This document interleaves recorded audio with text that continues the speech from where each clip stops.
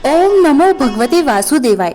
आषाढ़ मास कथा छठा अध्याय। सूत जी बोले, हे शौनकादिक ऋषियों, पिछले अध्याय में आपने सुना कि धनपाल व्यापारी ने एक भूखे वृद्ध ब्राह्मण को भोजन देने से मना कर दिया, जबकि धर्मात्मा राजा धर्मवीर ने उसी वृद्ध का आदर पूर्वक सत्कार किया।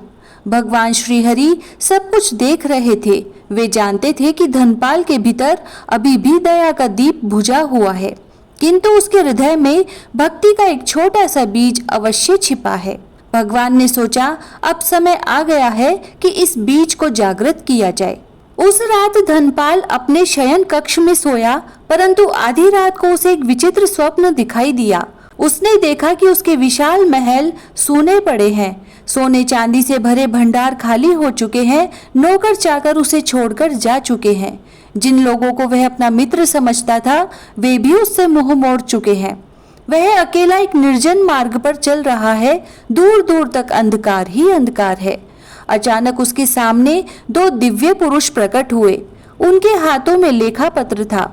उन्होंने गंभीर स्वर में कहा, धनपाल, पृथ्वी पर तुमने बहुत धन कमाया, परंतु किसी भूखे को भोजन नहीं दिया, किसी प्यासे को जल नहीं पिलाया, किसी दुखी का दुख नहीं बांटा। बताओ, अब तुम्हारे साथ क्या आया? धनपाल ने चारों ओर देखा। उसके हाथ बिल्कुल खाली थे। उसी क्षण उसकी आंख खुल गई। उसका शरीर पसीने से भीग चुका था। धनपाल की पत्नी सुभद्रा अत्यंत धर्मपरायण थी। उसने पति को व्याकुल देखा और पूछा, स्वामी, आप इतनी चिंतित क्यों हैं? धनपाल ने पूरा स्वप्न सुनाया। तब सुभद्रा बोली, स्वामी, कई दिनों से महर्षि और महाराज आपको यही समझा रहे हैं। संभव है यह भगवान का संकेत हो। धन का अभिमान त्याग दीजिए। आषाढ़ मास चल रहा है, भगवान श्री हरि का स्मरण कीजिए। धनपाल कुछ देर मौन रहा, पर उसका अभिमान अभी पूरी तरह नहीं टूटा था। प्रातःकाल धनपाल अकेले ही नगर के बाहर स्थित एक उपवन में गया। वहां उसे वही तेजस्वी महर्षि दिखाई दिए। धनपाल ने उनके चरणों में प्रणाम किया और बोला, गुरुदेव, मुझे एक विचित्र स्वप्न आया है, कृपा करके उसका अर्थ बताइए। महर्षि ने ध्यान लगाया और बोले, वत्स, वह केवल स्वप्न नहीं था, बल्कि ईश्वर की चेतावनी थी। मनुष्य जब इस संसार से जाता है, तब उसके साथ धन नहीं, केवल उसके कर्म जाते हैं। जो अन्न तुमने संग्रह करके रखा है, यदि उससे भूखे का पेट नहीं भरता, तो वह केवल बोझ है। जो धन धर्म के काम न आए, वह अत्यंत दुख का कारण बनता है।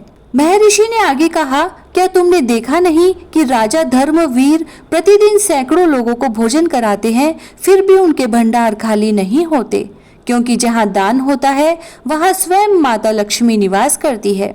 धनपाल ने विनम्र होकर पूछा, गुरुदेव, क्या मेरे जैसे पापी का भी उद्धार हो सकता है? महर्षि मुस्कुराए, वत्स, भगवान श्री हरि दंड देने में नहीं, क्षमा करने में अधिक आनंद अनुभव करते हैं। यदि सच्चे मन से पश्चाताप करोगे तो वह अवश्य कृपा करेंगे। उसी समय वही वृद्ध ब्राह्मण, जिसे धनपाल ने पिछले दिन लौटा दिया था, वहां से गुजर रहा था। धनपाल ने उसे पहचान लिया। वह दौड़कर उसके चरणों में गिर पड़ा और बोला, बाबा, मुझे क्षमा कर दीजिए, मैंने अभिमान में आकर आपका अपमान किया। वृद्ध ने प्रेम से उसके सिर पर हाथ रखा। धनपाल ने उन्हें अपने घर ले जाकर आदर पूर्वक भोजन कराया, वस्त्र भेंट किए और दक्षिणा देकर विदा किया।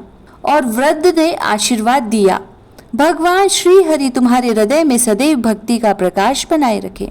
उस दिन पहली बार धनपाल ने अपने घर के मंदिर में दीप जलाया। उसने हाथ जोड़कर कहा, हे नारायण, मैं आपको भूल गया था, मुझे क्षमा करें। मुझे ऐसा जीवन दीजिए जिससे मैं दूसरों के काम आ सकूं। उसी क्षण मंदिर में रखा दीपक बिना हवा के भी अधिक प्रज्वलित हो उठा। सुभद्रा ने यह दृश्य देखा और समझ गई कि भगवान ने उनके घर की ओर कृपा दृष्टि कर दी है। फिर सूत जी कहते हैं, हे मुनियों, भगवान की कृपा जब किसी पर होती है तो उसके जीवन में परिवर्तन अवश्य आता है, परंतु केवल एक दिन का सत्कर्म पर्याप्त नहीं होता। भक्ति की परीक्षा समय समय पर होती है। धनपाल का हृदय बदलना प्रारंभ हो चुका था, किंतु उसकी अंतिम परीक्षा अभी शेष थी। अगले अध्याय में मैं आपको सुनाऊंगा कि किस प्रकार भगवान श्री हरि ने एक साधारण भिक्षुक के रूप में आकर धनपाल की करुणा, श्रद्धा और भक्ति की परीक्षा ली और कैसे उसका जीवन सदा के लिए बदल गया। इति श्री आषाढ़ महात्म्ये षष्ठो अध्याय संपूर्ण। जय श्री राधे।